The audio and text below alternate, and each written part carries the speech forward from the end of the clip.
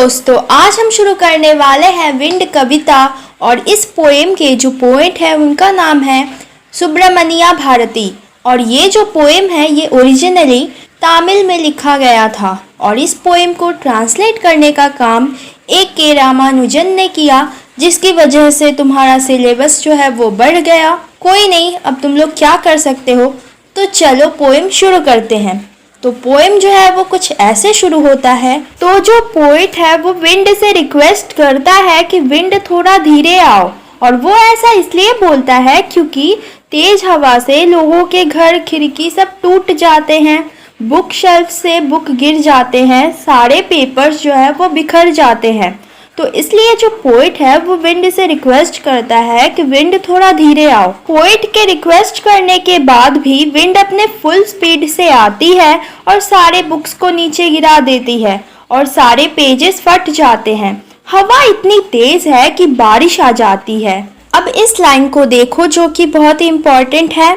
You are very clever at poking fun at weaklings. मतलब wind को अच्छे से पता है कि कैसे कमजोर लोगों का मजाक उड़ाना है, उन्हें कैसे परेशान करना है। फिर जो पोएट है वो कहते हैं कि विंड इतना पावरफुल है कि जितने भी कमजोर घर, दरवाजे, लकड़ियाँ, जिंदगियाँ, बॉडीज और दिल, जितने भी कमजोर चीजें हैं उन सबको विंड जो है वो बर्बाद कर जाती है।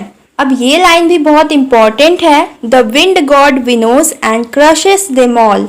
सो फ्रेंड्स, जिन लोग को नहीं पता विनोइंग मतलब क्या होता है, मैं उन लोग को बताते चलूं कि विनोइंग उस प्रोसेस को कहते हैं जब गेहूं को खेती के बाद लाया जाता है तो उसमें बहुत सारा भूसा होता है।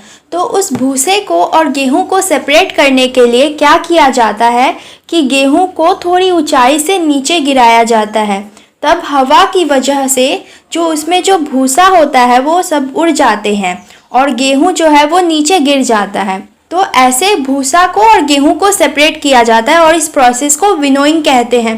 तो ऐसे ही जो पोएट है वो कहते हैं कि विंड जो है वो अपने पावर से कमज़ोर लोगों को और कमज़ोर चीज़ों को अलग करती है और फिर उन्हें डिस्ट्रॉय कर देती है। तो यहाँ पोएट ने कमज़ोर लोगों को या कमज़ोर चीज़ों को भूसे के साथ कंपेयर किया है या हल्की चीज़ों से कंपेयर किया है, जिन्हें विंड अपने साथ उड़ा ले जाती है और फिर उन्हें डिस्ट्रॉय कर देती है।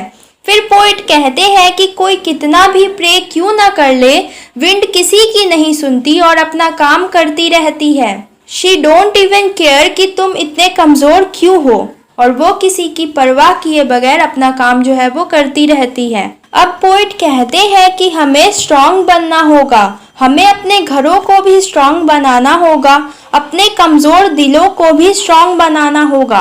और जब हम ऐसा कर लेंगे तब कितनी भी तेज आंधी आए या हवा चले वो हमारा कुछ नहीं बिगाड़ पाएगी और तब विंड हमारी दोस्त बन जाएगी। अब इस लाइन को देखो। The wind blows out weak fires, he makes strong fires roar and flourish.